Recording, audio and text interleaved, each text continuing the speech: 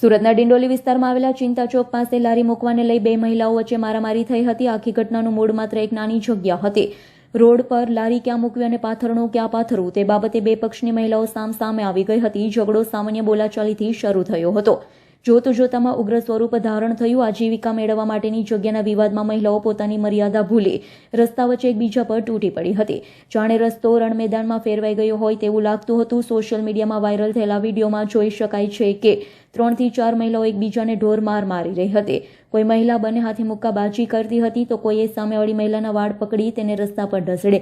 વિડીયોમાં સ્પષ્ટ દેખાય છે કે એક મહિલાને 3-4 સ્ત્રીઓએ મળી વાળથી પકડી રાખી સતત તેને માર મારી રહી હતી. આ દ્રશ્ય જોઈ ત્યાં હાજર લોકો પણ અવાક રહી ગયા હતા.